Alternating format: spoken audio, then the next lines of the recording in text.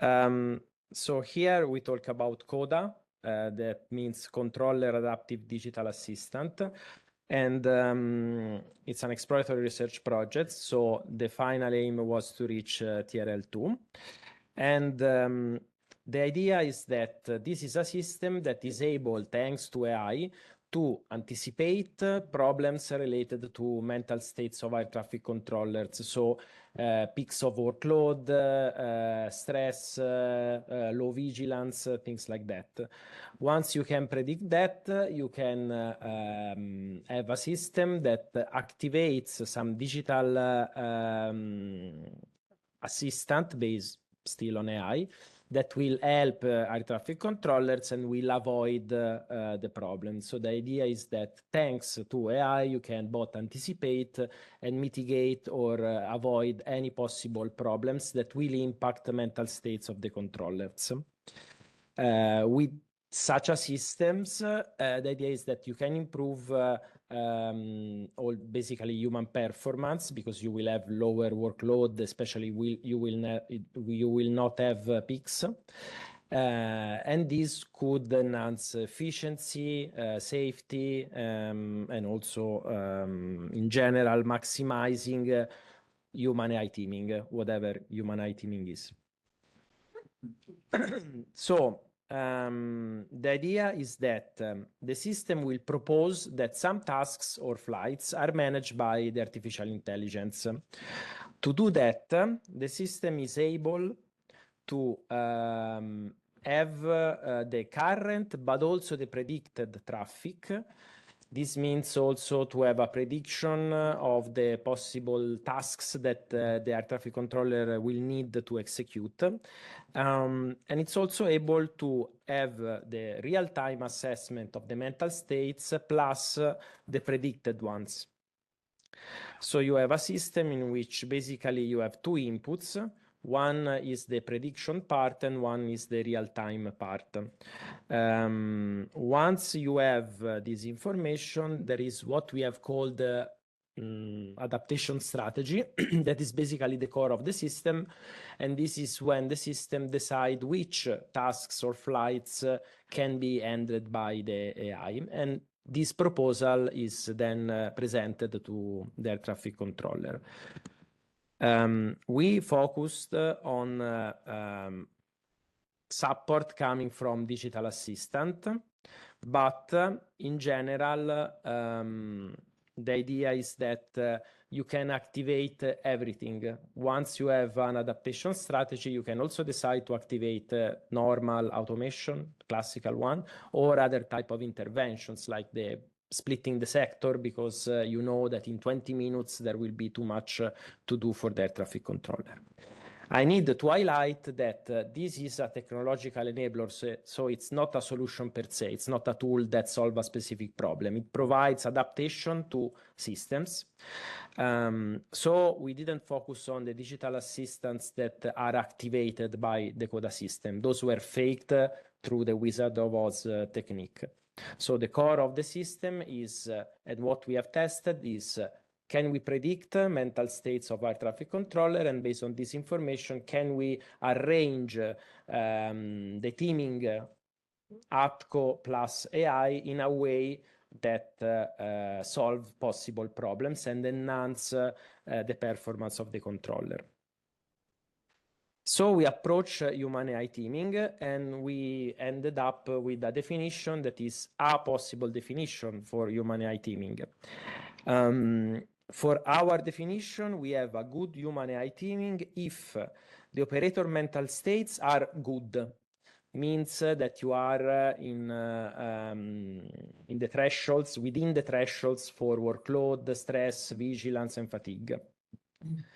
There is a good human AI interaction, and in this part there are the aspects related to the interaction, so the trust, the situation awareness, the acceptance, all these things that define the quality of the interaction.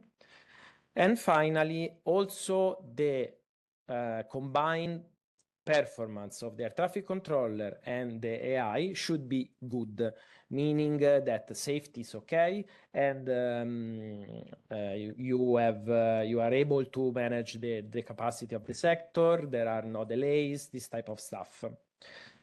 We made this specific definition because that's what we could then measure in the project, but then also because we think that if you have a good performance, so from the outsider point of view, everything is going perfect, no delays, no conflicts, but the mental state of the air traffic controller is not good, so there is too much workload. For example, for us, the human AI teaming in that moment is not good.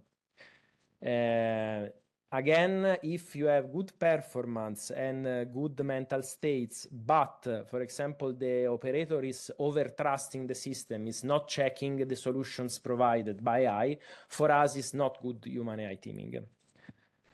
So I don't want to convince that this is the perfect definition. This is what we did in the project. Then we try to measure it, because as we claim that we can enhance human AI teaming, let's try to define it. And we went to measure it, and we went for neurophysiological assessment to know the mental states of the controller, questionnaires to know about all the interaction aspects, and then systems log to have a measurement of the performance in terms of safety, so separations, in terms of how much flights were following the flight plan and things like that.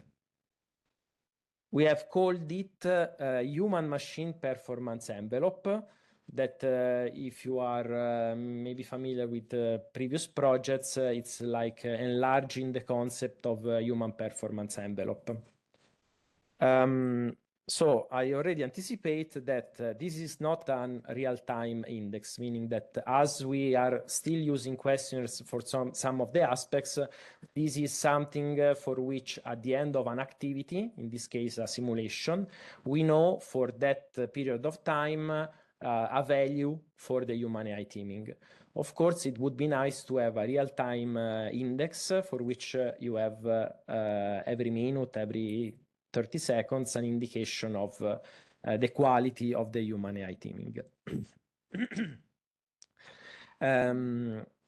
This is how we represented in a synthetic way the index. So you see there are 3 dimensions that combined, they generate these configurations, and some of the configurations are good, some not. And there is an index going from 0 to 1 saying how much human AI teaming is good. Of course, then when you have this prediction, you have something to measure the impact of how you adapt the system, you have to choose how to adapt the work of the air traffic controller and the AI to have it the best, to have the best possible teaming. Of course, you could decide to delegate some tasks. So it may be that this system adapts because at one point it will propose to air traffic controller, okay, I see you are busy.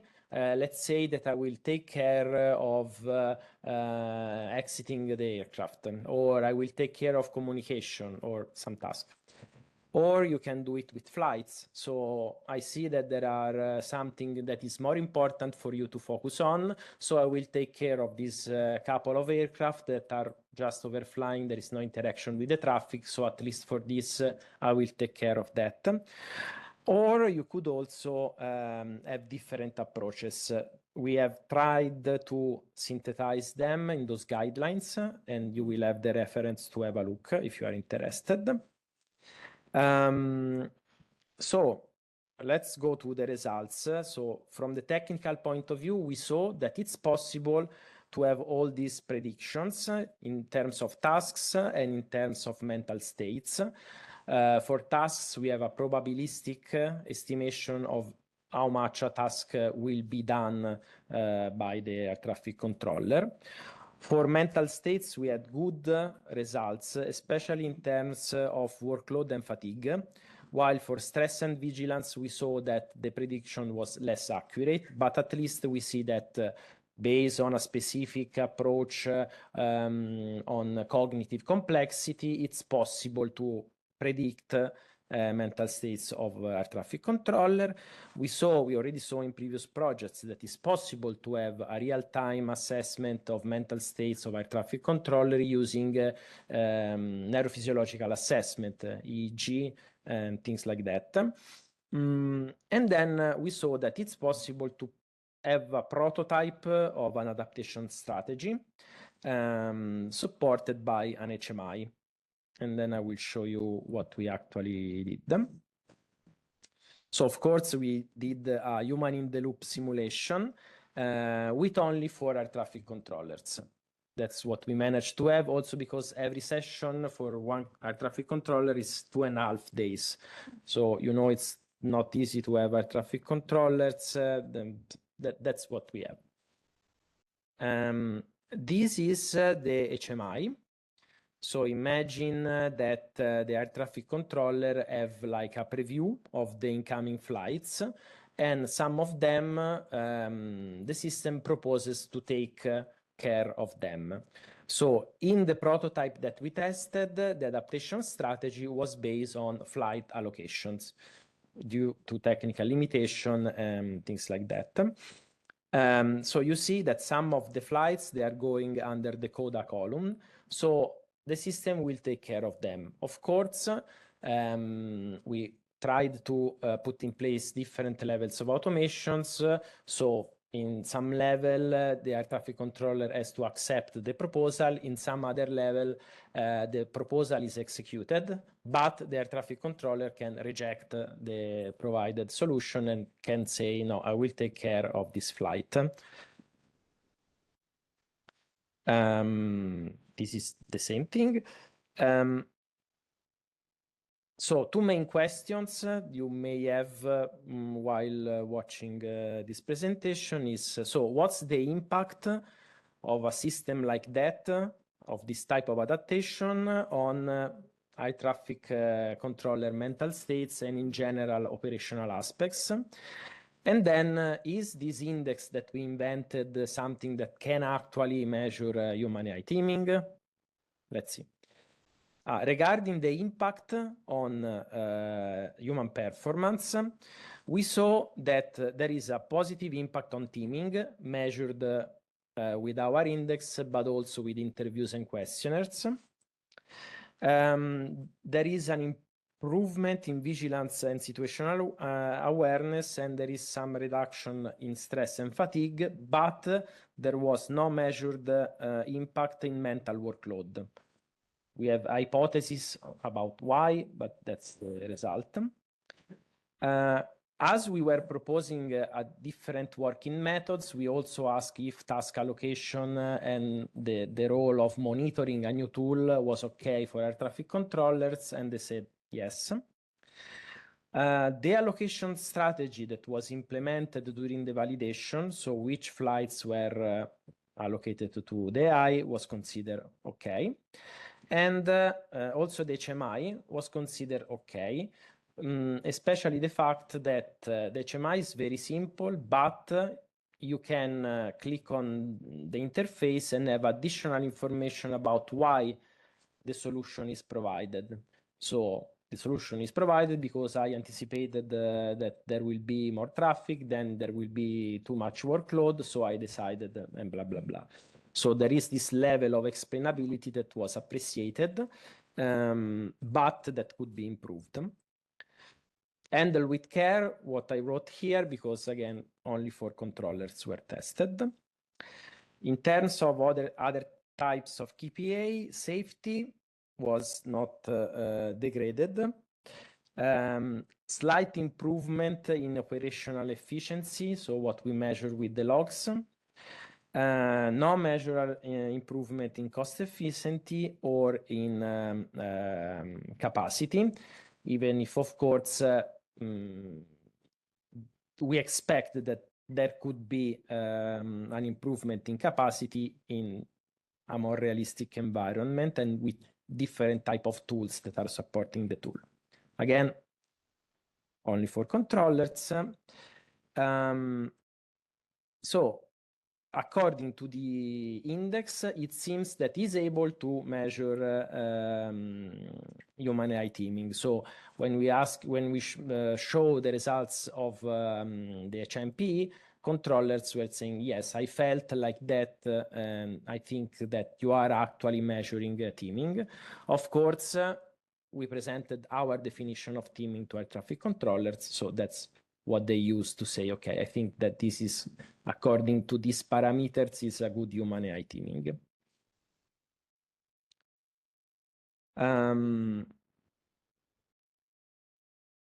Okay, we saw that human AI teaming is, at least in our experiments, were really impacted by trust, by giving as much as possible to the controllers a context and an explanation on why things were happening. And of course, explainability was something really crucial in having them accepting and start trusting the new tool. So I spoke about a lot of things, so maybe you are interested only in some of them. If this QR code works, here, this is the website of the project. You can find all the deliverables on all the specific aspects. So if you are interested in task prediction, there is the deliverable. If you are interested in mental state prediction, the deliverable. And of course, the final results and the paper that we presented at SIDS. Perfect. Thank you. Thanks. So we can start with a discussion in the audience if there are questions. Yeah, Paulino. Hi, Stefano. Thank you for the nice presentation.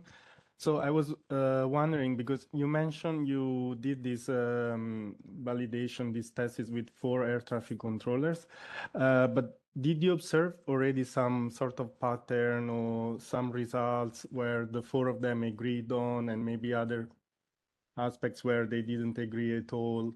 Like, were you able to extrapolate some sort of trend? The only thing that we saw in terms of how much they were aligned, there was for sure one that was less trained with the system, and this was impacting a lot. This was the one that was giving different answers respect to the others. For the others, also in the interview, we saw that the reaction was more or less the same. Okay. And that's why we also consider that the impact on workload was very low, because they still have this additional task. So they say, okay, in a future, if the interface is so simple, okay, it's something that I can handle because, okay, I will have some effort to look at the new screen, but I will have some gain in terms of support. So also the controller that was less experienced and did answer with lower values, if we think about the concept, all 4 agrees that it could work. That's something that a little bit surprised me, because in previous experiments with adaptive systems, air traffic controllers were a little bit skeptical, because it changed too much the way the system works. So they know that how the system works, and if something happened, they can find the reason. If there is a system that changed too much the behavior, they can have problems. For what we saw, this is changing. So a lot, also in other projects, a lot of air traffic controllers that are more open to this type of adaptive systems. Okay, thank you. Any other? Yeah, please.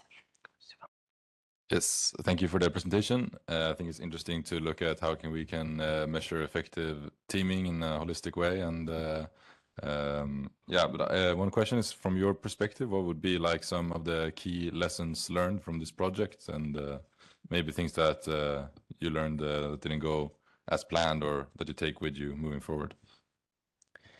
In general, in order, I will start from the main topic, at least from my point of view as a human factor, that was the human AI teaming measurement. At the beginning, we didn't know how to define teaming. We started to do the state of the art, and then we said, okay, let's choose a definition and let's go for it. And I was surprised by the fact that it's actually possible to build a system that is adaptive, and that was something that I already saw, but it's not reacting to what's happening now, because a lot of time that's too late. So I really appreciate the fact that even with some limitation, but with AI things changes in a couple of months. So I expect that this will be improved. And so it will be possible to anticipate problems. Of course, the project was really focused on human performance, because that was the thing that we wanted to check and improve. But once you have this prediction capability, you can really anticipate problems and solve them. I see one thing that we still need to work is how we measure the real-time mental states, meaning that now we use an advanced prototype of an EEG cap, but it's still a little bit invasive. So the idea is that we can improve the prototype and having it maybe integrated with the headset, or we can work on alternative way that we can validate with EEG to measure the mental states of controllers, like eye tracking, cameras, and things like this. So for me, the key results are that we managed to have a system that was working, and we found out ways of measuring real-time and predicting mental states. So a lot of tools that I hope can be useful also for other projects, because all the system is made of different modules. So maybe other projects are just interested in task prediction. They could steal our results and improve them. So also this modularity is interesting.